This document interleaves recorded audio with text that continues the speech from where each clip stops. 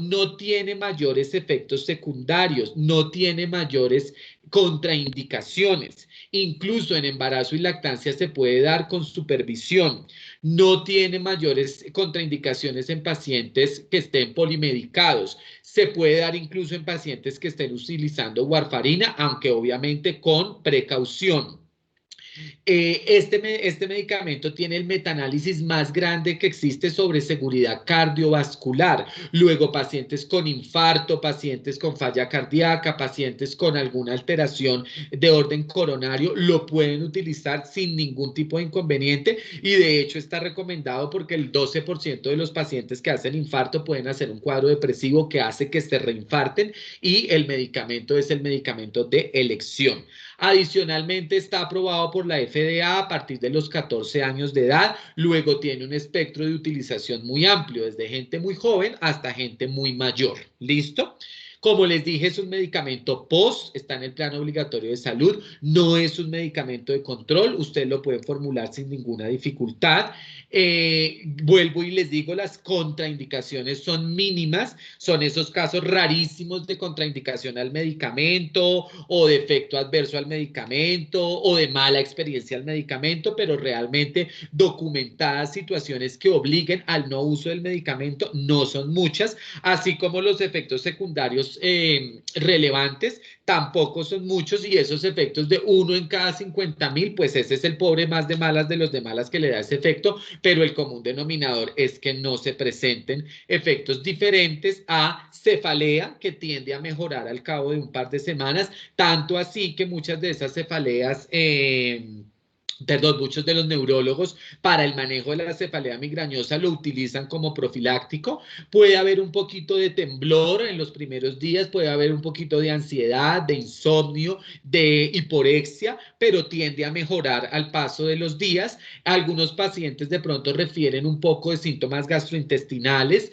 como pirosis o algo de gastritis, por eso se recomienda en la mañana después del desayuno y también por esa misma razón digamos que el trastorno del sueño que se pueda presentar es cuando se utiliza en horas que no sean matutinas, es decir, pacientes que lo utilicen por la noche o por la tarde, de pronto les puede dar un poco de insomnio, razón por la cual se debe dar en la mañana. Sin embargo, en porcentaje muy poquito de pacientes que puede presentar algo de somnolencia, entonces lo que hace uno es pasarlo a el horario de la tarde o de la noche. En general es un medicamento excelente, súper efectivo, muy bien tolerado. Muy seguro, obviamente.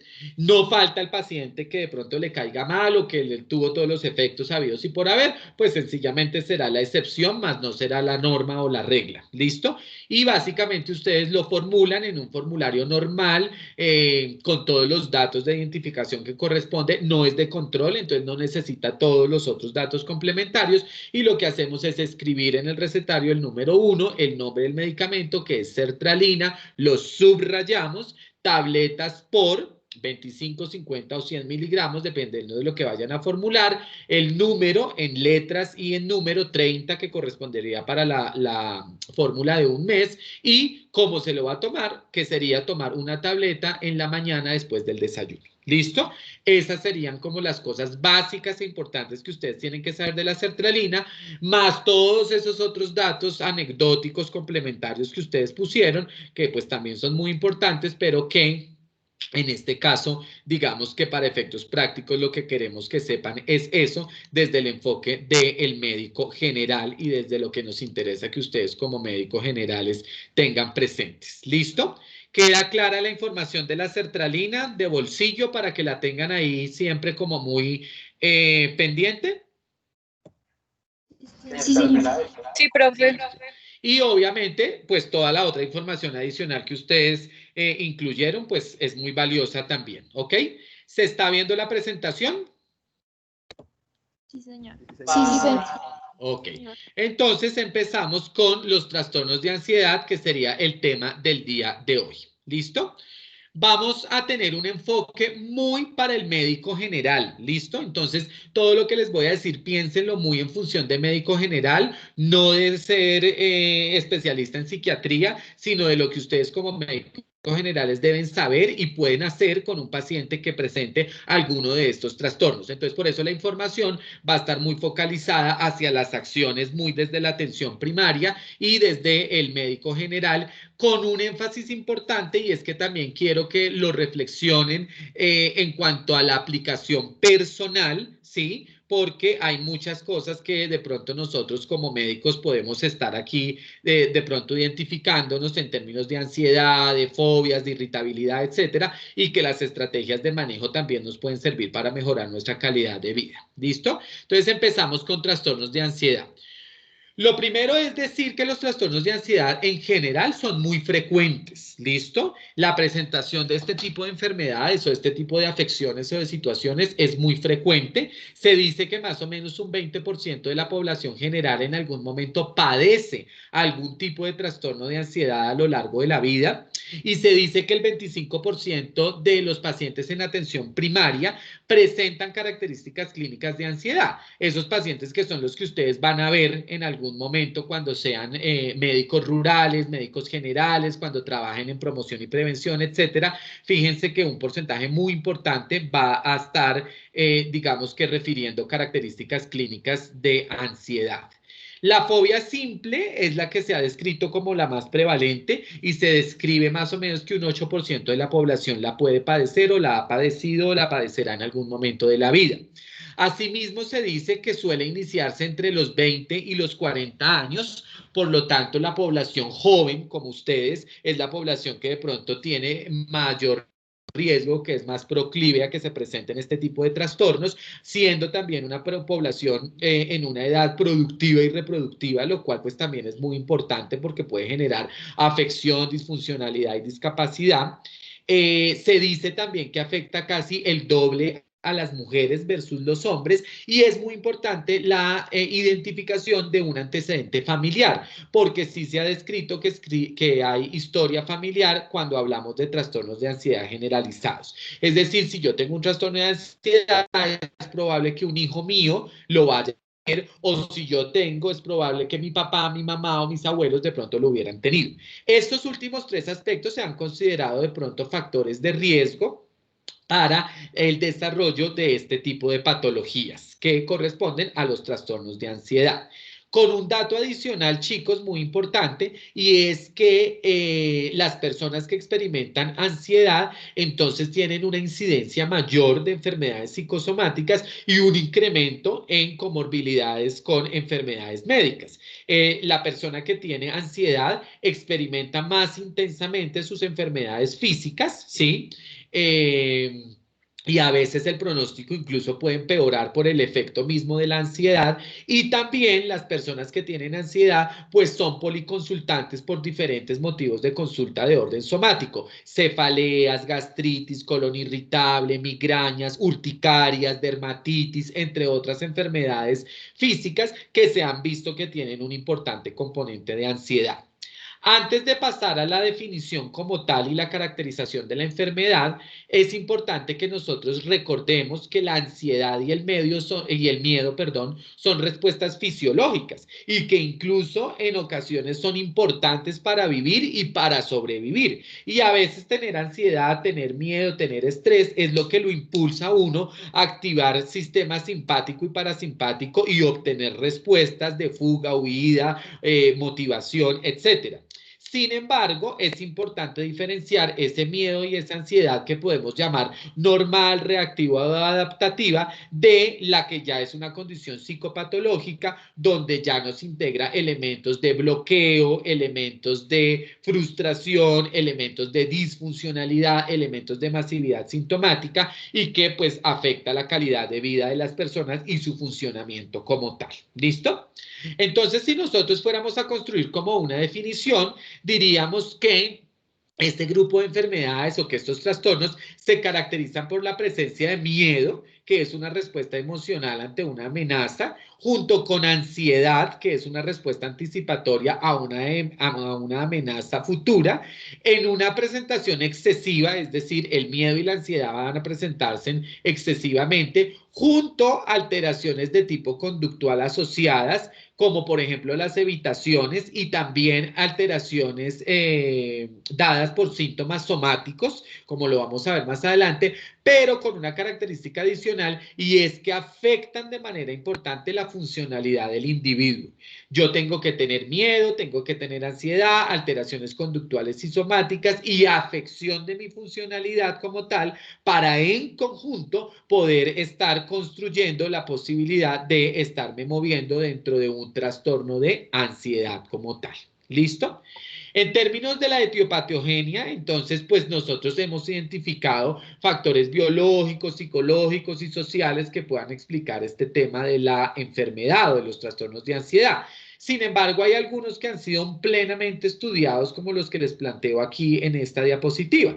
El primero es el de los factores biológicos, donde básicamente el tema de la agregación familiar pues es muy claro y ustedes saben que siempre el tema genético y el tema hereditario pues pesa mucho y sobre todo en los temas de enfermedad mental. Sin embargo, hay dos situaciones biológicas que han sido plenamente identificadas, que son las alteraciones neuroquímicas o neurobioquímicas, donde básicamente lo que tenemos identificado es la disfunción de los sistemas GABAérgicos, serotoninérgicos y noradrenérgicos. Es decir, que va a haber una disregulación o una disfunción de este tipo de neurotransmisores desde todo punto de vista. Cantidad, calidad, receptividad, funcionalidad, etcétera, etcétera, etcétera. Y adicionalmente también se ha visto alteraciones de tipo estructural y funcional a nivel del sistema límbico. Recuerden ustedes que el sistema límbico es el cerebro emocional y justamente las alteraciones a este nivel, a nivel de la corteza frontal, del tálamo y de los ganglios basales,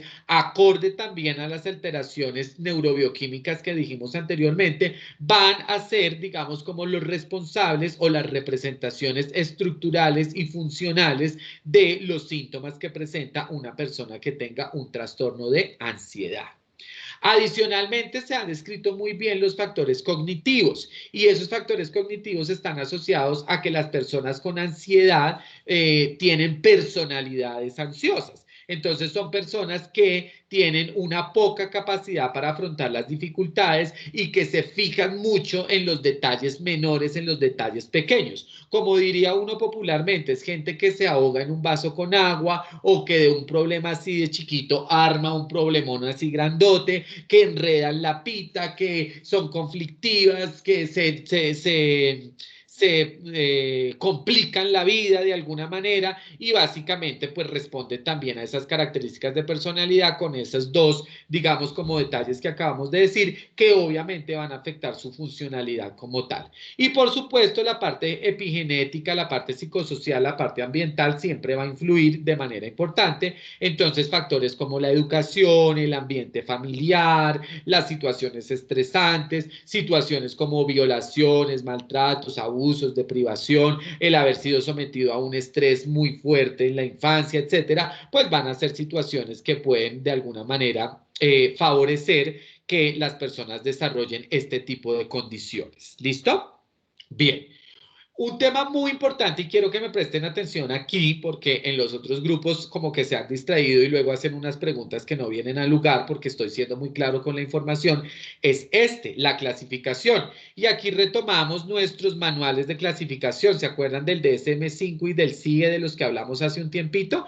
Entonces, en estos manuales se van a recopilar las enfermedades y se van a clasificar. Para el caso de los trastornos de ansiedad, entonces nosotros vamos a hablar de un capítulo o de un grupo de trastornos que se clasifican así, como trastornos de ansiedad. Y dentro de ellos, entonces vamos a tener todos estos ejemplos, todos estos ejemplos de patologías que hacen parte de ese grupo de trastornos de ansiedad. Entonces estará el trastorno de ansiedad por separación, el mutismo selectivo, la fobia específica, el trastorno de ansiedad social o la fobia social, el trastorno de pánico, el trastorno de ansiedad inducido por sustancias o medicación, el trastorno de ansiedad debido a otra condición médica, otros trastornos de ansiedad especificados, el trastorno de ansiedad no especificado, la agorafobia, los trastornos de ansiedad generalizados, etcétera. ¿Listo? Entonces, fíjense que el grupo es muy amplio, son varios trastornos, son varios diagnósticos,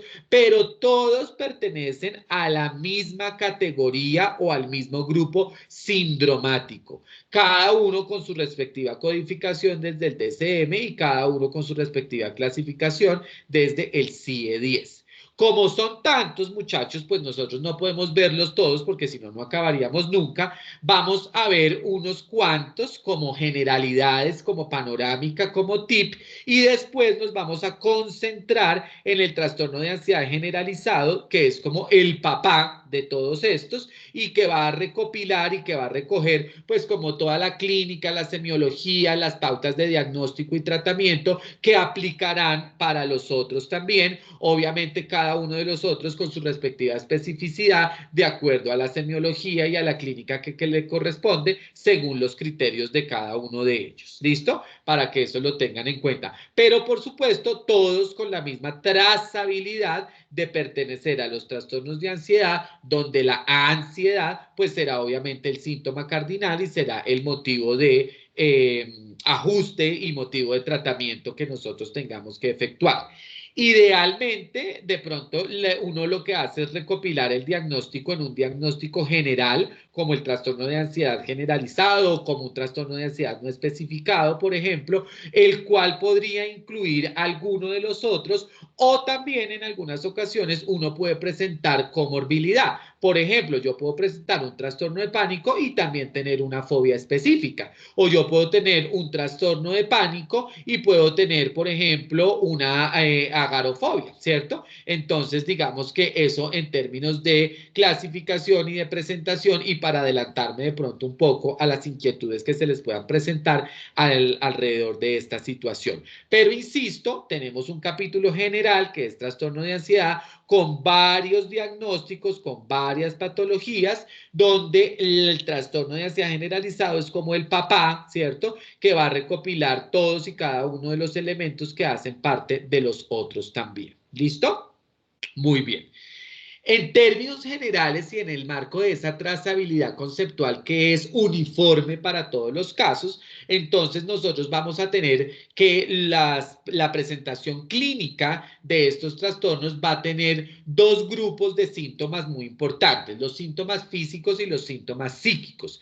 Síntomas físicos que son síntomas generales, vegetativos, neuromusculares, cardiovasculares, respiratorios, digestivos y niturinarios, como ustedes los ven allá, muy frecuentes y digamos que muy de motivo de consulta muchas veces. Entonces el paciente con ansiedad puede presentar diaforesis, taquicardia, dolor torácico, disfunción sexual, puede presentar alteraciones gastrointestinales como colon irritable, gastritis, alteraciones neurológicas como cefalea tensional, puede haber temblor, ligera inquietud motora, etcétera. Y todos esos hacen parte de los síntomas físicos que los puede presentar cualquiera de estos pacientes en cualquiera de estas presentaciones de los diferentes trastornos de ansiedad.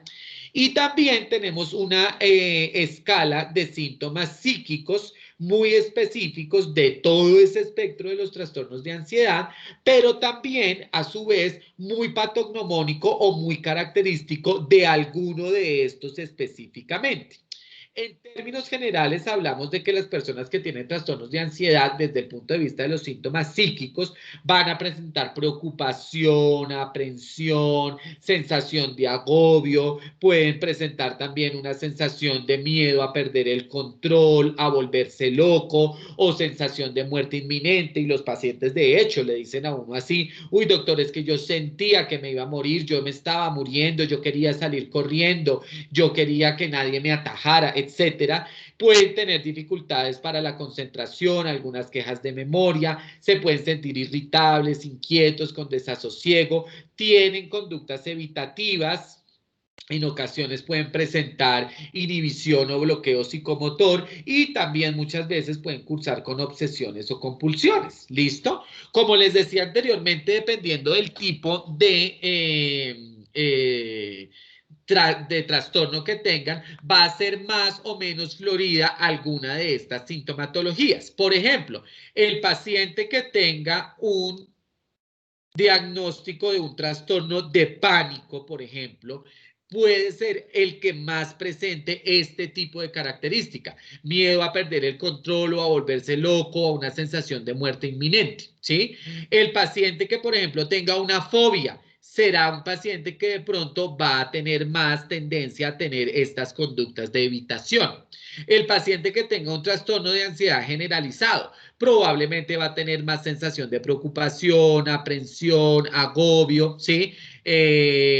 Irritabilidad, etcétera. Pero en general, cualquiera puede presentar cualquiera, tanto las físicas como las psíquicas, pero sí puede haber una predominancia dependiendo del tipo de diagnóstico, del tipo de trastorno que se esté presentando como tal. ¿Bien? Ok. Continuando con la presentación clínica y volviendo a esto que les dije que eran demasiados y que no los podíamos ver todos, vamos rápidamente a ver la presentación clínica general de 4 de los más frecuentes o de los que más se van a presentar, como lo son el trastorno de pánico, la agorafobia, la fobia social y la fobia simple. ¿Listo? Y aquí básicamente lo que yo les puse fue como la característica típica de cada uno de ellos. Por ejemplo, la fobia simple, pues será la fobia que se da ante estímulos concretos como animales, sangre, altura, etcétera, donde la evitación va a ser muy frecuente, unido obviamente a esa característica cardinal que ya dijimos que era la ansiedad y adicionalmente con un dato importante y es que son de mayor inicio en la edad infantil y en la adolescencia. ¿Sí? Por otro lado, tenemos, por ejemplo, el trastorno de pánico. Entonces, el trastorno de pánico se caracteriza porque son crisis recurrentes, inesperadas, bruscas, muy intensas, de mucha molestia para la persona, con sensación de muerte inminente, que además aumentan rápidamente con síntomas físicos y con sensación de miedo, y que pueden tener como una limitación en el tiempo entre 15 y 30 minutos, pero según lo que dicen los pacientes, así dure un minuto, la sensación es totalmente inadecuada, totalmente molesta y genera, digamos, como que muchísimo disconfort para el paciente. ¿Listo? Entonces, ese es un tipo de presentación clínica que corresponde al trastorno de pánico. Otro entonces, la agorafobia, que entonces es el miedo a los espacios abiertos, a las multitudes, dificultad para salir de la casa, ¿cierto? Con además el agravante de pensar o sentir o tener miedo a que se le produzca un ataque de pánico como tal y por lo tanto la persona tiende a evitar muchísimo y esa evitación lleva a que sea el más discapacitante, ¿no es cierto? No salir de casa, no ir al estadio, no ir a la universidad, no ir al centro comercial, no exponerse a un lugar ni a un escenario, digamos, como no protegido como lo sería la casa, es una situación que le genera pues bastante discapacidad a las personas. ¿Listo? Por otro lado, entonces la fobia social, pues digamos que su nombre lo dice, aparece esa ansiedad, aparece ese malestar ante la exposición a situaciones sociales fuera del entorno familiar, o sea, fuera de su entorno protegido como tal. Por ejemplo, el tema de hablar en público, de ir a una reunión, de ir a un cóctel, de estar en el salón de clases, etcétera, puede ser alguno de los contextos donde esto se dé, con el agravante de que muchas veces las personas se deprimen por esta situación porque no pueden funcionar, porque les fue mal en el estudio, porque perdieron un trabajo, porque perdieron una oportunidad y a veces se asocia al consumo de sustancias que de pronto las personas las utilicen como mecanismo para desinhibirse o como mecanismo para, entre comillas, ayudarse un poco y de esa forma pues tratar como de salir adelante, pero pues con las consecuencias que esto puede tener.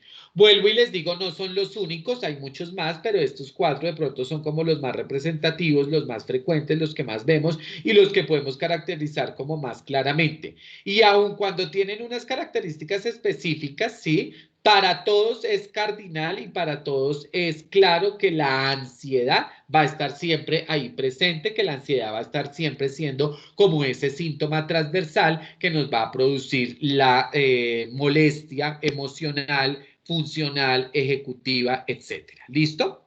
Como les dije, entonces nos vamos a concentrar ahora en el trastorno de ansiedad generalizada. ¿Listo?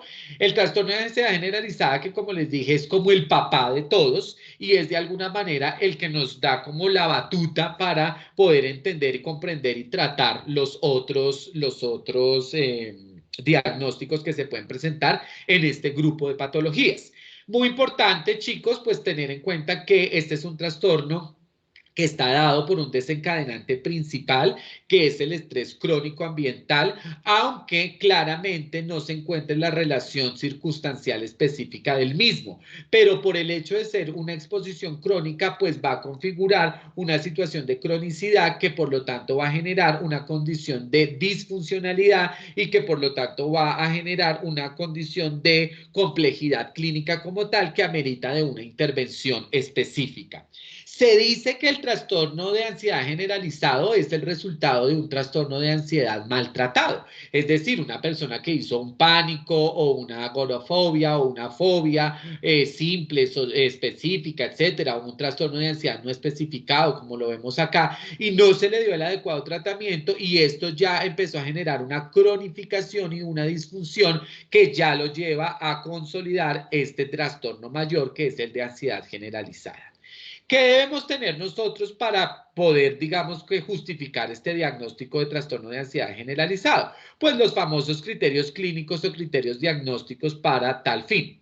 Por un lado, entonces tenemos que la persona tiene ansiedad, ya habíamos hablado de que era ese síntoma cardinal, con una preocupación excesiva, que también hace parte de esa definición que vimos al principio, ¿cierto? Con la cuestión de la anticipación como tal, que es lo que a uno no lo deja estar tranquilo como tal, y que debe haber tenido pues una experiencia de estas molestias, al menos en un periodo que vaya hasta los 6 meses, ¿listo?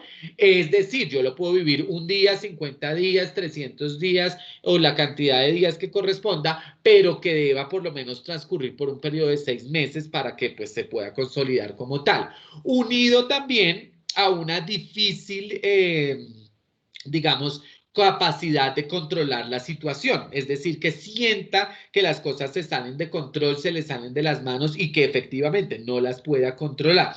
Estas dos condiciones generales se deben unir también a por lo menos 3 síntomas generales o globales, que aquí pues yo les puse algunos, pero también pueden estar resumidos en esta misma diapositiva de los síntomas físicos y de los síntomas psíquicos, ¿cierto?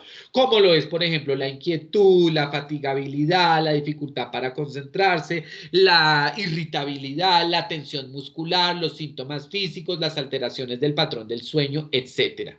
Y debe tener una característica muy importante, y quiero hacerles mucho énfasis en este punto, el D, y es que todo lo anterior debe provocar un malestar significativo y un deterioro del funcionamiento. No es solamente que estoy nervioso porque tengo clase de psiquiatría o porque tengo examen o porque el profesor es bravo, o estoy nervioso porque voy a presentar la exposición, o estoy nervioso porque me voy a ver con la chica que me gusta y tengo mariposas en el estómago y de pronto un poquito de náusea o lo que sea, sino realmente debe haber un malestar muy importante, debe haber un deterioro del funcionamiento y debe tener un impacto lo suficientemente grande como para que la persona realmente se sienta incapacitada como tal.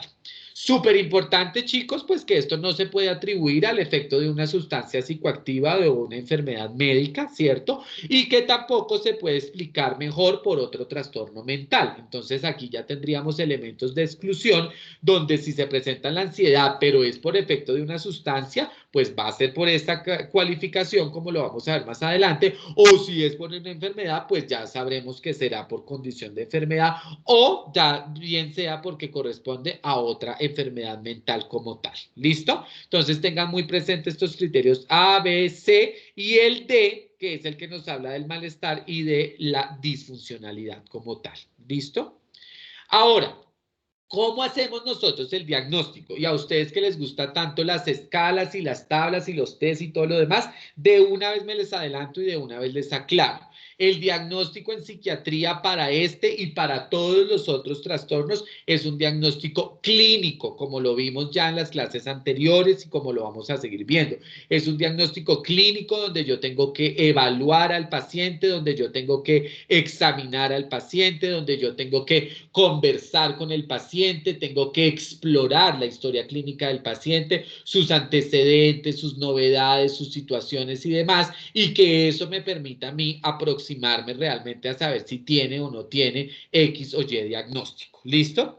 Entonces, básicamente aquí lo que nosotros tenemos que hacer es toda una exploración mental de la persona, una exploración emocional, donde yo tengo que saber cómo está, cómo se siente, cómo van las cosas últimamente, si de pronto ha habido alguna situación que haya detonado una crisis o un problema significativo que haya generado mucho estrés o mucha preocupación, y de esa forma poder, digamos, saber cómo se ha reflejado ese estrés, esa preocupación, esa ansiedad, y ya la persona me contará que no puede dormir, que está inquieta, que siente que se va a morir, que sale corriendo, que está desesperado, que está angustiado, que está de mal genio, que tiene síntomas físicos, etcétera, etcétera, etcétera. ¿Listo? Importante aquí en esa exploración y en esa evaluación clínica, muchas veces la parte corporal también. Entonces, el hecho de que ustedes vean que el paciente mueve mucho las manos, que de pronto se muerde mucho los labios, que se ensortija el cabello y se lo arranca, que de pronto tiene sus piernas o sus manos con inquietud motora como tal, que no se queda quieto, que se mueve para un lado, para el otro, todo eso es sinónimo de ansiedad, todo eso son lenguajes extraverbales o lenguajes no verbales y que nos pueden estar como de alguna forma orientando hacia el diagnóstico como tal, al igual que, por ejemplo, si el paciente está callado, si está en silencio, si no quiere hablar, que también se debe respetar, y siempre nosotros pues lo que tenemos que hacer es tratar de obtener la información más importante para poder catalogarlo, ¿listo?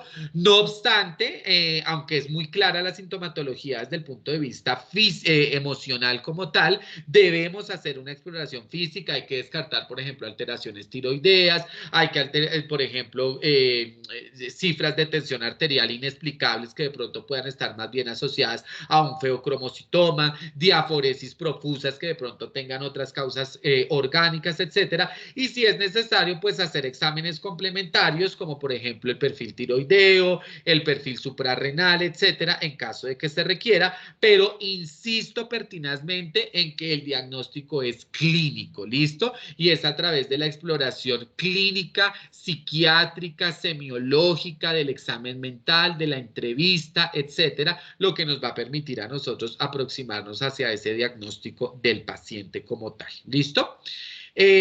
A ustedes que les gustan tanto sus benditas escalas y demás, por supuesto que tenemos varias escalas y probablemente ustedes leyeron en su investigación, y aquí en la siguiente diapositiva les voy a presentar dos.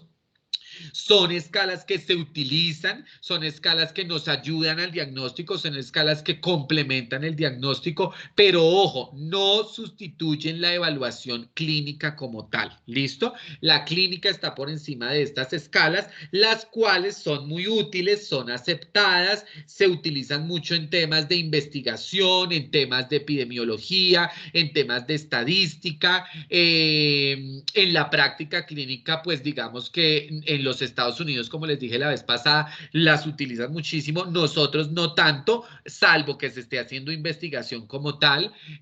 Muchas de estas son cuestionarios autoaplicados, es decir, la misma persona las llena, otras veces son dirigidos, y aquí les puse estos dos, el de Hamilton, que es muy frecuente, que de hecho estamos con un grupo de séptimo trabajando la aplicación de la escala de Hamilton en pacientes hospitalizados para mirar la ansiedad y la depresión en ellos. Y también esta otra escala, como lo es la de Goldenberg, que les habla de ansiedad, que les habla de depresión con preguntas abiertas. También se los traje con la intencionalidad de que miren, por ejemplo, el tipo de preguntas, porque a veces cuando uno está empezando en la parte clínica, como que se titubea un poquito en no saber qué preguntar. Entonces, fíjense que aquí hay preguntas que le pueden ayudar a uno a orientarse, así como estas que les puse aquí en esta otra diapositiva, porque pues mientras que uno va tomando experticia y experiencia, pues te puede ayudar como con algunas guías.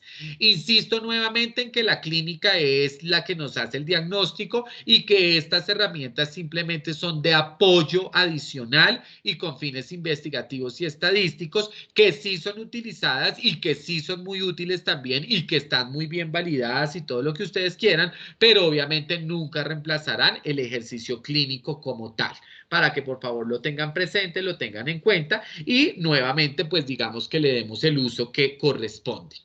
Además del diagnóstico desde lo clínico y desde esas herramientas adicionales, tenemos que hacer un diagnóstico diferencial, que era lo que les hablaba hace un ratico. Y es que también hay que considerar que existen algunas causas orgánicas de la ansiedad. Entonces, hay muchas enfermedades médicas que pueden cursar con sintomatología de ansiedad muy importante y que deben ser también, digamos que, estudiadas o que se debe hacer pues el respectivo ejercicio también de análisis, ¿no?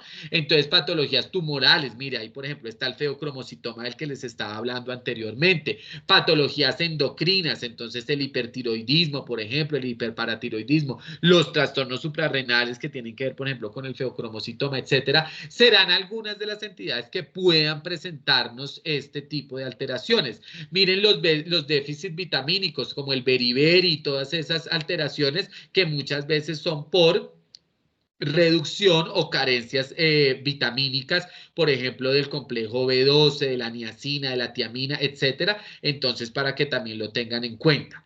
Pero adicionalmente, aparte de diagnóstico diferencial con enfermedades específicas, también se deben tener en cuenta y por eso está el diagnóstico asociado a enfermedad médica o a sustancias, como lo vieron anteriormente, de intoxicación, ¿cierto? Entonces también hay que descartar que por intoxicación no se vaya a estar teniendo una presentación de ansiedad por medicamentos como por ejemplo los AINES, como por ejemplo los corticoides, algunos broncodilatadores, etcétera, pueden presentar sintomatología de ansiedad y también se puede presentar algunas situaciones, por ejemplo, por supresión, abstinencia o deprivación, donde realmente lo que el paciente tenga sea un síndrome de abstinencia que se manifiesta con ansiedad, pero puede estar asociado, por ejemplo, al consumo, al cese abrupto del consumo de alcohol, de opiáceos o de cualquier otra droga o medicación que lo pueda favorecer. Entonces, importante hacer también el diagnóstico diferencial como tal, ¿listo? Y ya ven aquí ustedes algunas de las causas asociadas a enfermedades médicas y algunas de las asociadas a sustancias para que lo tengan presente y lo consideren. Aquí entonces les puse un algoritmo muy chévere, me pareció a mí, lo encontré muy práctico y que les puede servir a ustedes como de bolsillo para el manejo de estas situaciones. Y es que llega alguien con sintomatología de ansiedad, entonces yo tengo que mirar si es consecuente con enfermedad médica, si sí, entonces me voy hacia el estudio de los trastornos mentales debidos a enfermedad médica o enfermedad física, donde están todos estos. Si la respuesta es no, entonces me voy a analizar la parte de dependencia de alcohol o de tóxicos. Si la respuesta es sí, entonces me voy a analizar todo lo que tiene que ver acá con esta categoría, intoxicación, fármaco, supresión u otros, bien sea por exposición o por cualquier otro tipo de alteración. Pero si de golpe es no, entonces tengo que mirar si hay psicosis o algunos síntomas de depresión. Si es así, como vimos la vez pasada, entonces consideramos ya otro trastorno mental, como por ejemplo el trastorno depresivo con síntomas psicóticos u otro el que corresponda y le damos el manejo que corresponde. Si no corresponde a esta diferenciación, entonces ahí sí ya nos paramos en los trastornos primarios de ansiedad, en las reacciones graves a estrés o en los trastornos adaptativos. Y lo que tendré que hacer yo será caracterizar lo que el paciente tenga para poder realmente decir qué es lo que tiene o qué es lo que no tiene y de esa forma tratarlo. Entonces, por ejemplo, si es una persona que nos está hablando de que tiene miedo a los objetos o a situaciones específicas como la altura, como un animal, como sacarse sangre, pues muy seguramente entonces yo ya debo considerar que me estoy moviendo en el espectro de la ansiedad asociado a las fobias, por ejemplo. O si es alguien que me dice, no, es que esto es un ataque que me da de repente, me siento que me voy a morir, siento muchísimo miedo, me siento muy incómodo, etcétera. Entonces, probablemente lo que me hace pensar es que este trastorno sea un trastorno de pánico como tal. O alguien que me diga, no, es que yo tengo una preocupación a toda hora por tal o cual situación, tengo síntomas físicos, no estoy tranquilo, etcétera. Yo probablemente ya puedo estar pensando en un caso de un trastorno de ansiedad generalizado como tal. ¿Listo? Entonces, ya dependiendo de la caracterización clínica de los signos y síntomas que presente el paciente, yo ya me voy a ir a ubicar el diagnóstico y de acuerdo a eso, pues hacer la intervención que corresponda. Bien. Hasta ahí, chicos, ¿alguna pregunta, algún aporte, algo que quieran complementar? Hemos hecho como la contextualización, la clasificación, la epidemiología, la clínica general y digamos que este componente del diagnóstico como tal. Antes de pasar ya a la parte del tratamiento, ¿alguien tiene alguna pregunta o algo que aportar, por favor? ¿O vamos bien? No, señor. No, señor. Ok, listo. Entonces, con todo lo anterior, ya nos vamos a mover ahora en lo que sería el tratamiento. Y aquí quiero que estén muy concentrados porque especialmente esta parte la planeamos y la diseñamos como con un enfoque muy importante para ustedes como ciudadanos, como personitas y como médicos generales. Entonces, aquí hay que estar muy atentos. Teniendo en cuenta entonces todo lo anterior, ya hablando de tratamiento, chicos, vamos a tener una consideración muy importante y es que siempre van a ser necesarias las intervenciones psicoterapéuticas, independientemente de cuál de todos estos trastornos tenga el paciente. ¿Listo? Siempre la intervención psicoterapéutica va a ser fundamental, va a ser necesaria, va a tener un grado de evidencia muy bueno de respuesta y además va a ser un elemento cardinal en el manejo y en el tratamiento integral del paciente. Mientras que las farmacológicas no siempre van a ser necesarias. En los casos leves, en los casos, digamos, de debut, etcétera, no siempre vamos a necesitar los psicofármacos, pero la psicoterapia sí siempre la vamos a necesitar para que eso lo tengan claro como primer concepto importante del tratamiento como tal. En ese orden de ideas, muchachos, la ansiedad leve y moderada de inicio reciente que está asociada a estresores vitales identificables y ojo, que tiene poco grado de incapacidad, va a ser meritoria de un tratamiento cognitivo-conductual. ¿Listo? De una psicoterapia cognitivo-conductual. Y es la que nosotros queremos que ustedes como médicos generales empiecen a aplicar primero en ustedes mismos, luego en sus familias, en sus amigos, en sus parejas y pues finalmente en los pacientes con el entrenamiento básico que les vamos a dar acá en el curso y a lo largo de sus semestres como médicos generales.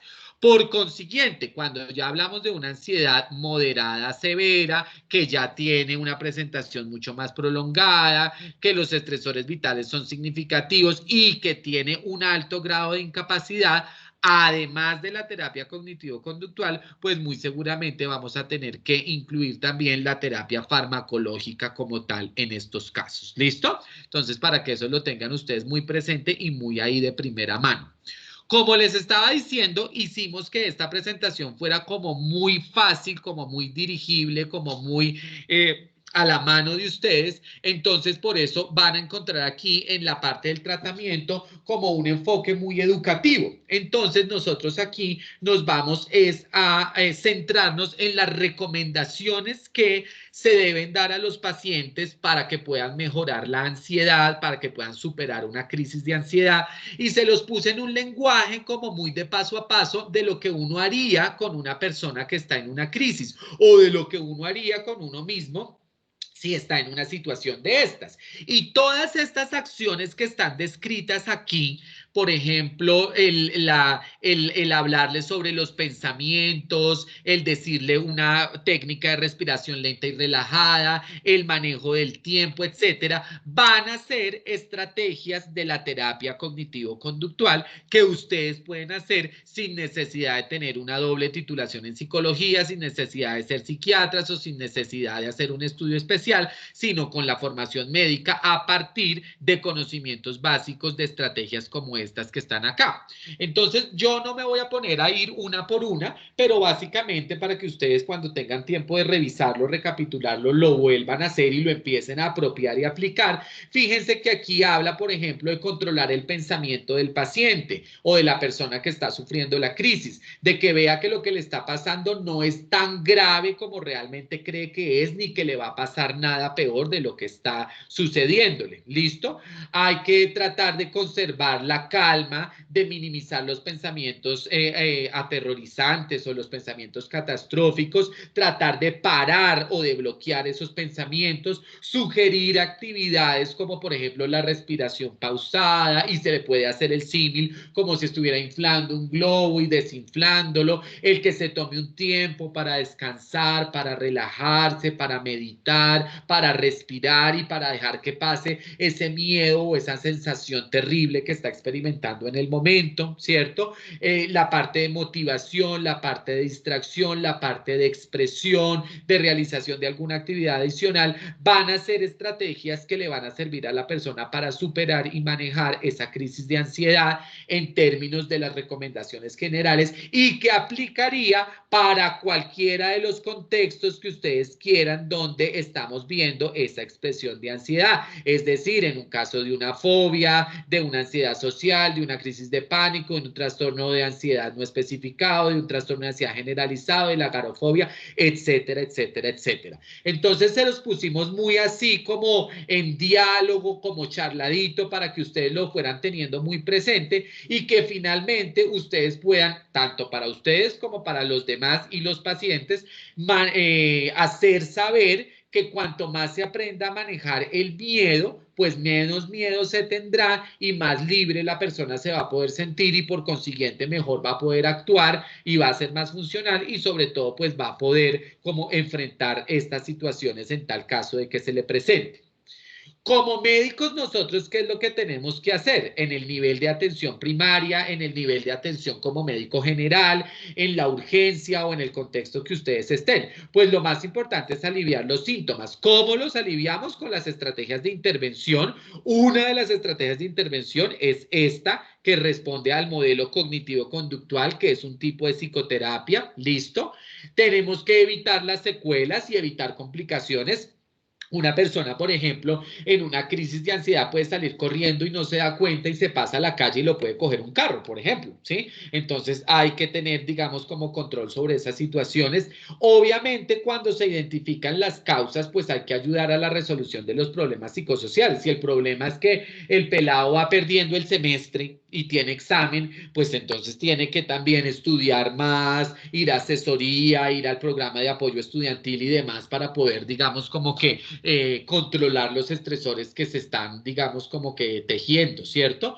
Obviamente siempre hay que ofrecer todo un enfoque terapéutico integral, teniendo en cuenta pues las medidas psicosociales y psicoterapéuticas, pero también las medidas farmacológicas en caso de que se requiera, porque cuando se requiera medicamentos se requiere, y como vamos a ver ahorita, tendremos medicamentos de mantenimiento y tendremos medicamentos, digamos, para la crisis aguda, y todo eso hay que ofrecérselo también al paciente. Y muy importante aquí como acción médica, todo lo que tiene que ver con la parte psicoeducativa como tal, donde se involucre tanto al paciente como a la familia, siendo siempre empáticos, comprensibles, explicando la naturaleza y la evolución del proceso, muy concretos en la información. No tampoco hay que dar un tratado de psicofarmacología ni de psiquiatría general para explicar la situación, ofreciendo esas opciones terapéuticas según los recursos y según el grado de sufrimiento y deterioro de la persona, y como les decía, uniendo a la familia, uniendo al paciente,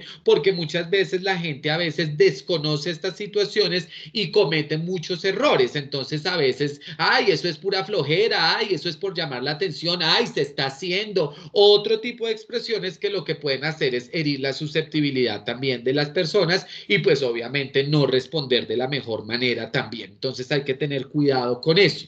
De tal forma que parte de la intervención también de nosotros como médicos es apoyar al paciente, darle las estrategias que dimos anteriormente, pero también orientar un poco a la familia y a los amigos de cómo deben hacer con estas personas. Entonces yo aquí les subrayé algunas cosas importantes, como por ejemplo no trivializar, de pronto no ser criticones con lo que se les esté diciendo a las personas, escuchar y acompañar porque es importante, siempre trabajar en términos de motivación, siempre trabajar en términos de que se ocupen de tener actividades, observar, porque muchas veces a veces una crisis de ansiedad puede llegar a unos niveles niveles tan altos donde el pensamiento se pueda comprometer y la persona pueda tener hasta una despersonalización o pueda alucinar o pueda tener una desrealización o cualquier otro tipo de cosas ya mucho más complejas, ¿cierto? Por el impacto de la crisis. Entonces tenemos que estar ahí como escuchando, acompañando, observando, apoyando, animando, ¿cierto?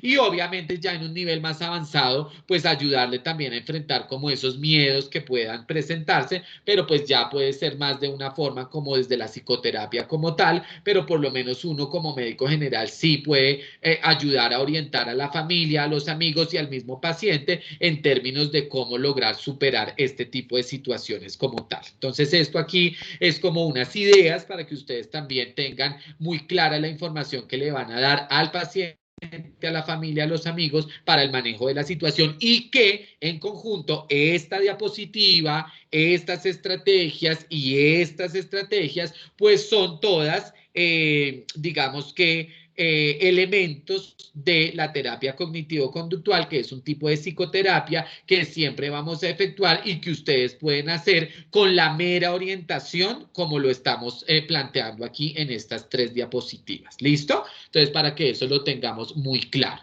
Entonces, ya hablando propiamente del tratamiento, pues tenemos un tratamiento no farmacológico y un tratamiento farmacológico. Ya hemos hablado bastante del tratamiento no farmacológico, que vuelve y sale aquí, se enfoca en la terapia cognitivo-conductual con algunas de estas experiencias o de estas técnicas.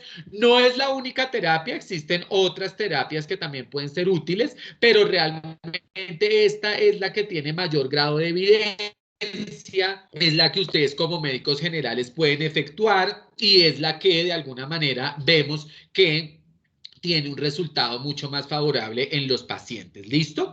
Y por el otro lado tenemos la terapia farmacológica, ¿listo? Donde vamos a tener principalmente 2 grupos de medicamentos que podemos utilizar. El primero y el de elección serán los antidepresivos y serán los inhibidores selectivos de la recaptación de serotonina o los inhibidores selectivos de la recaptación de serotonina y noradrenalina o también llamados antidepresivos duales. ¿Listo? Por esa razón fue que empecé la clase haciéndoles el recorderis de la sertralina, que será uno de los medicamentos que más utilizaremos en estos casos para el manejo de todos estos trastornos de ansiedad en sus diferentes presentaciones, si obviamente las condiciones dan para que se inicie un tratamiento farmacológico, como ya lo habíamos dicho anteriormente, y con las observaciones que siempre hemos dado de empezar con dosis bajas, escalonar lentamente hasta llegar a la dosis antidepresiva, que será la misma dosis para efectos sobre el trastorno de ansiedad, y también se sugiere que se utilicen por los tiempos similares a los de los trastornos depresivos. Es decir, que si se configura un trastorno de ansiedad generalizado como tal, un trastorno de ansiedad no especificado, una fobia o cualquiera de estos, nosotros vamos a tener que dar tratamiento mínimo por 6 meses como tal. ¿Listo? No solamente se usa la sertralina y la venlafaxina, también está la paroxetina, está la fluoxetina, está el escitalopram, muchos otros, pero para efectos prácticos, pues aquí relevamos la sertralina, que será un medicamento que está al alcance de las manos de ustedes, que lo pueden formular y que además, por su amplio espectro de utilización y seguridad, pues digamos que estaría uno tranquilo haciendo la formulación de ese medicamento. ¿Listo? De otro lado, vamos a tener las benzodiazepinas, ¿listo? Las benzodiazepinas serán coadyuvantes de los antidepresivos, ¿listo? Van a tener la ventaja de que nos van a generar un alivio rápido de los síntomas, por eso es que va a ser la medicación como de rescate de la crisis aguda, ¿cierto? Sin embargo, pues obviamente vamos a tener que tener en cuenta el riesgo de dependencia que se puede presentar, por eso la utilización debe ser en periodos de tiempos cortos y siempre supervisados y siempre como muy monitoreados, ¿ok? Y adicionalmente, pues los efectos secundarios que se puedan presentar, ¿no? ¿Me confirman, por favor, chicos, si se está escuchando bien? Sí, señor. Sí, Sí, profesor. señor. Ok, es que por acá me salió un aviso de mi red, entonces me preocupé. Les decía que con los efectos secundarios que se puedan presentar, como lo es, por ejemplo, la sedación, la somnolencia, el enlentecimiento motor, como efecto, pues, del medicamento. Pero en caso de una crisis aguda, de ataque, de choque, pues ahí va a ser, digamos que muy efectivo el uso de estos medicamentos, pero con todas las advertencias que ya hemos hecho en clases anteriores sobre el uso de las benzodiazepinas como tal. ¿Listo? En crisis aguda, entonces nosotros sugerimos el uso del alprazolam, el clonazepam, el lorazepam. Aquí aparece el diazepam, pero realmente nosotros en la práctica lo que más usamos es el alprazolam, el clonazepam y el lorazepam como tal. ¿Listo? Entonces, ese sería, digamos, como el tratamiento farmacológico como tal. Aquí en esta siguiente diapositiva tenemos un cuadrito de las benzodiazepinas, no me voy a detener mucho en esto, pero solamente es para que ustedes se den cuenta cómo están algunas de las que tenemos aquí en nuestro medio, como el midazolam, el alprazolam, el bromazepam también lo tenemos, el lorazepam también, el diazepam también, y cómo dentro de las indicaciones, fíjense, aparecen nuestros trastornos de estudio del día de hoy. Ansiedad generalizada, trastornos por angustia, agorafobia, ansiedad, obsesión compulsión, fobias, ansiedad,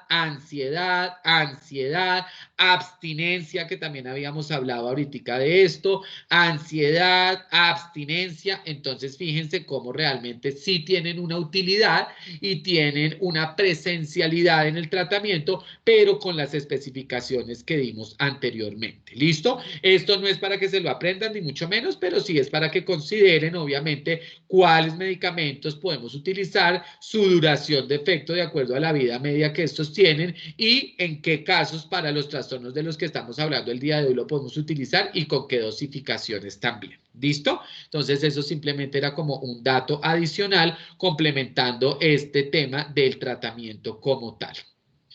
Bien. Aquí también es para darles una mayor, digamos, como referencia en términos de el uso de las estrategias de tratamiento de acuerdo a los niveles de evidencia, pero también soportado en el tipo de trastorno que se esté presentando. Entonces, des en cuenta cómo todas las situaciones, pánico con o sin agorafobia, ansiedad generalizada, fobia simple o específica, o fobia social, tienen un grado de recomendación A del uso de los antidepresivos, ¿sí? O sea que siempre, como dijimos anteriormente, aquí en esta diapositiva serán el tratamiento de elección. Adicionalmente, fíjense cómo la terapia cognitivo-conductual en la mayoría de los casos tiene un grado de evidencia bueno, ¿cierto? A o B, que quiere decir que está altamente recomendado. Y en cambio, fíjense que las benzodiazepinas sí tienen unas especificaciones mayores, donde incluso en algunos casos ya pasan a un grado de recomendación C y solamente con indicaciones a necesidad, y en otros casos solamente al principio y en coadyuvancia, como dijimos anteriormente. Entonces, esto solamente es para ponerlos en el contexto de la importancia del tratamiento, de la evidencia de las estrategias de tratamiento y de cómo es cardinal en los diferentes tipos de trastorno de acuerdo a la respuesta que se espera, pero también con indicaciones y con limitaciones según el tipo de terapéutica que se esté sugiriendo como tal. ¿Listo? Muy bien. Importante esto, básicamente para decirles que como ustedes van a tratar a los pacientes inicialmente, de pronto los diagnostican, los remiten, de pronto están en el rural y están solitos, no hay psicólogo, no hay posibilidad de psiquiatra cerca del hospital donde ustedes estén trabajando, etcétera, pero siempre deben hacer ustedes su intervención, remitir a psicología, remitir a psiquiatría. Psicología y psiquiatría deben hacer sus propios controles como tal, pero ustedes por lo menos tienen que volver a ver a ese paciente. O sea, realmente lo que les quiero decir con esta diapositiva es que no hay que dejar solos ni abandonados a los pacientes y hay que hacerles por lo menos un control a los 15 días o al mes, etcétera, para por lo menos saber cómo han seguido, cómo han tolerado el tratamiento y cómo han controlado la sintomatología.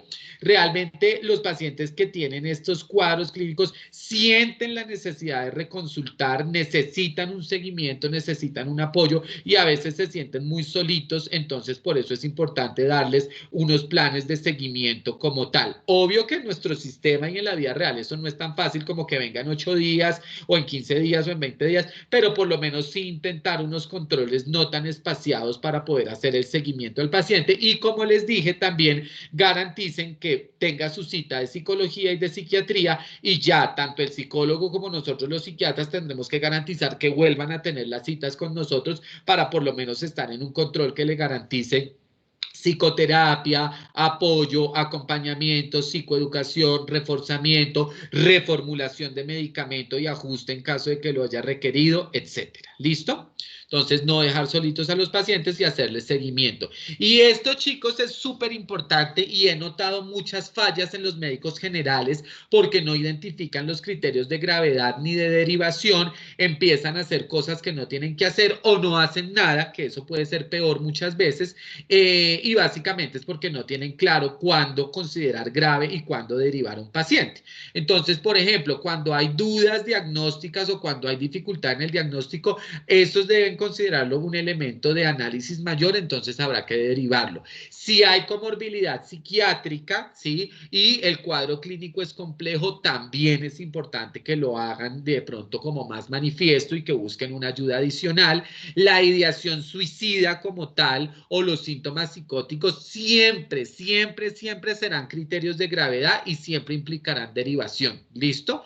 Si ustedes tienen pacientes a los que ya se les inició el tratamiento y ya llevan un tiempo prudencial de tratamiento, tanto terapéutico como psicofarmacológico, y no mejoran los síntomas, también hay que derivarlos porque puede que esté pasando algo adicional o que se necesite descartar otra situación. Entonces, también, por favor, en esos casos. Si los síntomas son muy, muy incapacitantes, también, porque seguramente ya requiere de una atención especial. ¿Listo?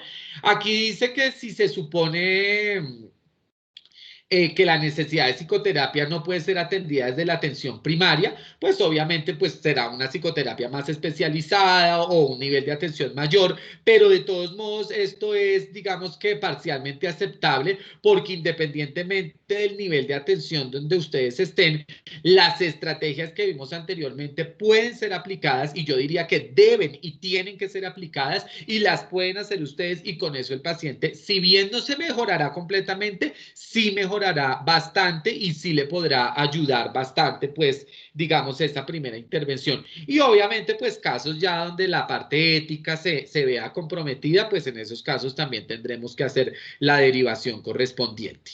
Entonces, ya para terminar, la intervención por pasos, de acuerdo a nuestros niveles de atención, la atención primaria, donde estarán ustedes más como médicos generales, y ya la atención en unidades de salud mental, donde estaremos más desde la psiquiatría, donde básicamente el paso a paso lo que nos indica es todo el tema de evaluación, identificación de la ansiedad, de los trastornos, ¿cierto? La evaluación de la evolución y la determinación de si mejora o no mejora para buscar ya alternativas que correspondan para dar respuesta a esa naturaleza de la intervención, las cuales irán desde la propia evaluación e identificación y la educación sobre el tema hasta la instauración ya de terapéuticas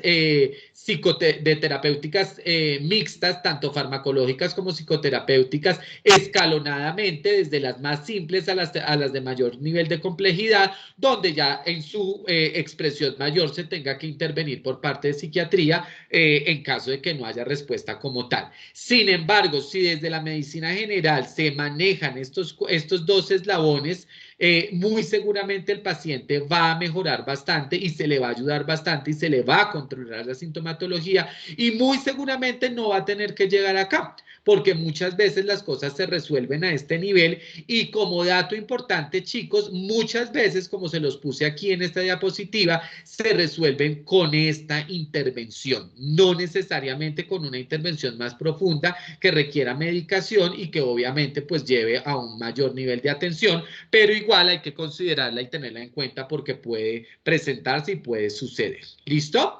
Bien, bueno, entonces con eso terminaríamos la presentación de los trastornos de ansiedad. Como les dije, lo quise hacer desde un enfoque muy práctico y muy como a la mano para ustedes, para que tengan claras las acciones, las intervenciones y todo lo demás. Entonces, por eso lo hicimos como con esas características. No sé si alguien tenga alguna pregunta o algo que quieran que complementemos, que aclaremos o que de pronto ustedes también traigan para aportarle a la clase. Entonces nos quedan unos minutitos para escucharlos. Profe, yo tengo una pregunta. ¿Quién habla? Alejandra Romero. Muy bien. Lo que pasa es que leí que en pacientes que sufran de ansiedad generalizada, se les puede dar una pequeña dosis de algún beta bloqueador para que tengan a la mano en caso de que pues sientan pues esa necesidad o esas crisis, y que el solo hecho de tener el medicamento disminuye los síntomas. ¿Eso sí se usa? Sí, mi amor, sí se usa. De hecho, aquí volví a la presentación. ¿La están viendo? ¿La ven? Sí, señor.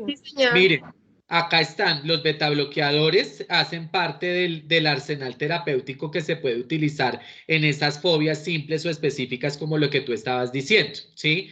Y sí se utiliza, se dan dosis bajitas de propanolol y para algunos pacientes son efectivas y les sirven bastante como para regular un poquito esa carga de ansiedad que en ocasiones pueden presentar.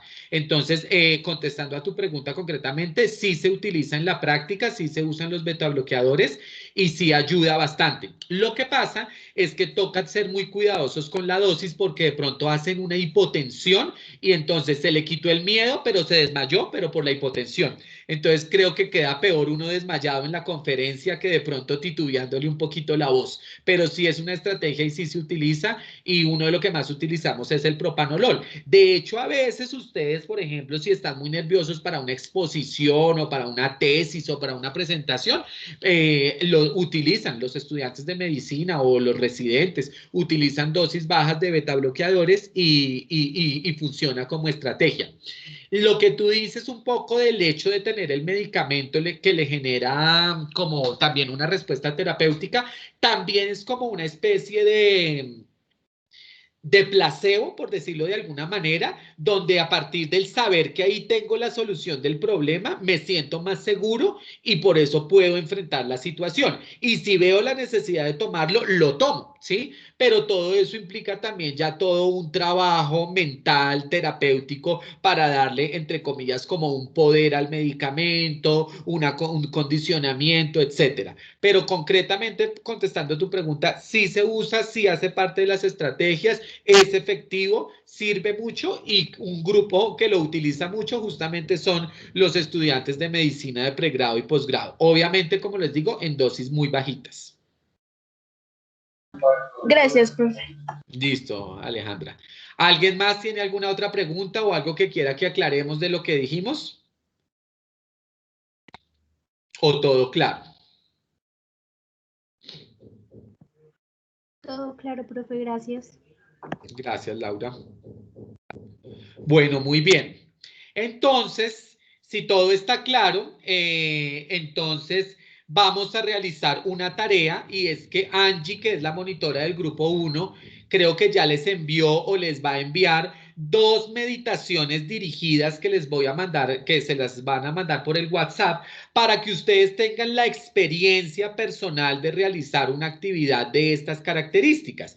Un poco pensando en el cuidado de su salud mental, que también es uno de los intereses de nuestra clase de psiquiatría, y por otro lado también como que conozcan un poco una metodología de relajación para que la puedan sugerir a alguien que en algún momento vean que de pronto lo requiere: el novio, la novia, un compañero de otro semestre, la mamá, el papá o cualquier persona, sobre todo ahora con todo este tema de la pandemia y el coronavirus y demás, que la gente está como estresada, ansiosa, deprimida y todo lo demás. Entonces quiero que hagan esa experiencia para que vean lo rico que se siente, para que vean lo chévere que puede ser para ustedes también, cómo les puede aportar, cómo les puede apoyar, y de alguna manera pues también sea como un conocimiento de técnica que les ayude después a hacerlo con otras personas y más adelantico pues con los pacientes propiamente dicho. Es voluntario, no es obligatorio, pero la sugerencia es que lo hagan. Como les digo, no solamente aquí es aprender conceptos, sino también de pronto un poquito cosas que nos sirvan para nuestra propia vida. Y muy importante, chicos, Los que lo hagan, me gustaría que al correo me mandaran como un comentario de lo que fue la experiencia de haber hecho alguna de esas dos actividades o las dos actividades. Yo lo he realizado con los estudiantes de la Universidad del Bosque, que es la otra universidad donde les dicto clase, y les ha gustado muchísimo y les ha parecido una estrategia muy buena también para ellos mismos empezar a usar de vez en cuando, sobre todo ahora que sé que están tan estresados los estudiantes por todo este tema de la virtualidad y de tantas clases y de no poder ir a la práctica y bueno, de todo lo que está pasando también. Entonces, esa sería como una tarea voluntaria, pero muy sugerida para ustedes para la próxima, pues para en adelante. No hay una fecha específica para que entreguen el comentario porque como les digo es voluntario, pero el que lo quiera hacer me parecería chévere que lo hiciera. ¿Listo? Bien, aparte de Alejandra, ¿alguien tiene alguna otra pregunta, algún otro comentario? Les insisto que las escalas las pueden utilizar, son aplicables, son útiles, son buenas, pero el diagnóstico es clínico. Alguien me preguntaba en el otro grupo, me adelanté para evitar preguntas, que si se podían encontrar varios tipos de trastornos en una misma persona, pues digamos que lo ideal es uno categorizar cuál es el trastorno que tiene la persona para ser específico en cuál es el que tiene, si es ansiedad generalizada, si es no especificada o el que sea, pero sí uno puede tener, por ejemplo, trastorno de pánico y fobia o pueden coexistir algunos. Sin embargo, cuando está dentro del grande, pues uno se queda con el de ansiedad generalizada que incluye como muchos ingredientes de los otros también, para que eso lo tengan en cuenta. Otra pregunta que me hicieron fue, por ejemplo, la de las cosas naturales, entonces que la agüita de valeriana y ese tipo de cosas. Pues yo realmente no podría dar una respuesta alrededor de eso porque no conozco la química de esas sustancias y demás, pero lo que uno oye, lo que uno ve y lo que uno sabe es que pues sí, son digamos como estrategias naturales, tranquilizadoras, seguramente sí tienen algunas propiedades medicinales específicas para eso y si a la persona le sirve, pues fabuloso, lo puede utilizar. Y mi recomendación es que si es 100% natural, pues muchísimo mejor, porque ustedes saben que a uno a veces le venden las goticas y solo Dios sabe qué tienen esas goticas. Entonces, si es la matica que uno la pone a hervir con el agüita y hace la infusión y todo lo demás, pues me parece que está muy bien y a la gente le funciona. Le contaba al otro grupo que anoche en la clínica donde hice turno, me ofrecieron una agüita aromática de valeriana y de hierbitas y todo esto, y me la tomé y primero muy rica y segundo les cuento que dormí como un bebé. O sea que puede que de pronto sí tenga efecto terapéutico este tipo de sustancias también y si a la gente le sirve, pues bienvenido sea. Obviamente el que lo confiere como un tratamiento será porque el nivel de ansiedad no es tan grave, ¿cierto? Y es algo más bien pasajero o algo más bien reactivo que puede ceder o mejorar con este tipo de infusiones. Porque si ya es alguien que tiene síntomas mayores como los que vimos y que le genera disfuncionalidad, pues muy seguramente la agüita aromática no le va a servir, sino va a necesitar es su sertralina, va a necesitar es su benzodiazepina incluso también, y pues en el peor de los casos otros tipos de medicaciones según la complejidad del caso. Otra pregunta que me hicieron y que les insisto es en que integren la psicoterapia, ¿listo? ¿Por qué razón? Porque acuérdense que los medicamentos antidepresivos como la sertralina, que dijimos que era uno de los indicados, se demoran en actuar. ¿Listo? Se demoran en actuar. Entonces, la terapia sí le puede ayudar al paciente a tener como otras estrategias, mientras que ya el nivel de fármaco hace lo que tiene que hacer. Entonces, para todas está indicado la psicoterapia, salvo que la paciente o el paciente se rehúse a hacerlo y no lo quiera hacer, pues ahí sí ya no tenemos mayor opción porque no podemos obligar a nadie a nada. ¿Listo? Esas fueron algunas de las preguntas que me hicieron en los otros grupos, que de pronto alguno de ustedes las podría tener en la cabecita y que ahí ya las estoy contestando o que vale la pena pues como traerlas a colación porque pueden ayudar a complementar la información.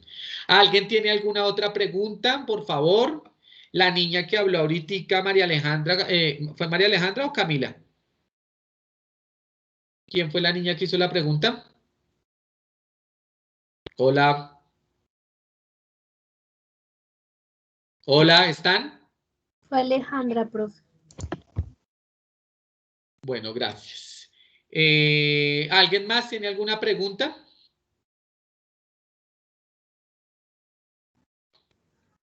No, señor. No, señor. ¿Comentario o aporte? No, Bueno, listo, entonces dejamos por hoy ahí. Y para la próxima clase, que es trastornos afectivos 3, vamos a hablar del trastorno afectivo bipolar. Les voy a enviar a través de, pues, la monitora Laura, si se recupera rápido, o si no, le pido el favor a Angie que se los envíe, un cuestionario donde van a estar las preguntas orientadoras sobre el trastorno afectivo bipolar. ¿Listo? Y lo que vamos a hacer en la próxima clase es una actividad de ruleta, donde yo pongo una ruleta, la ruleta va a estar con los números de lista de ustedes, y lo que hacemos básicamente es que el número que marque la ruleta será la persona que va a contestar la pregunta que corresponda. ¿Listo? Entonces, por ejemplo, ¿cómo se define el trastorno afectivo bipolar? 15, el 15. Camila Andrea Suárez Ortiz. Entonces, Camila Andrea Suárez Ortiz prende la cámara, prende el micrófono y contesta la pregunta. De una vez les estoy advirtiendo, dentro de 8 días van a tener que prender la cámara y prender el micrófono. Como no les gusta participar, entonces los voy a obligar a que participen, porque se me voy a quedar sin voz de tanto hablar. Entonces, los que van a hablar van a ser ustedes en la próxima clase. Entonces, Camila prende su cámara, prende su micrófono, contesta la pregunta, y si lo que Camila contesta es correcto, con eso se da por cubierto el concepto y continuamos con otra pregunta orientadora. Si es necesario, el profesor hace algún complemento adicional para aclarar el concepto y que quede claro y específico lo que necesitamos que ustedes sepan clave sobre el trastorno afectivo bipolar. Entonces, la tarea es realizar el cuestionario, porque el cuestionario va a ser la orientación que ustedes van a tener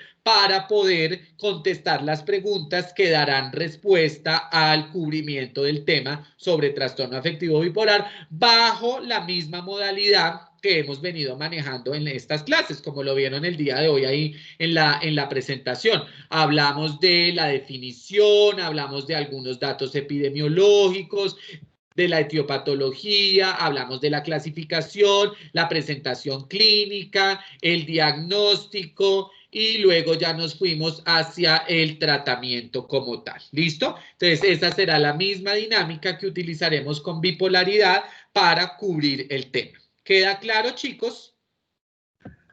Sí, señor. Sí, señor. Entonces, haremos llegar el cuestionario próximamente para que hagan la preparación. Mientras tanto, pueden ir leyendo del tema, y de una vez les advierto estar preparados para participar. Así que dentro de 8 días, bañados, vestidos, arreglados, enfrente del computador, conectados y listos para participar. ¿Listo? No se vale que no tengo cámara, que no me sirve, que todo lo demás, porque ya sabemos que todo eso son cuenticos. ¿Listo? Ustedes tienen que estar en la capacidad de responder a sus clases virtuales como debe ser, porque sus papás están haciendo un esfuerzo muy importante y ustedes tienen que responder a ese esfuerzo. ¿Listo?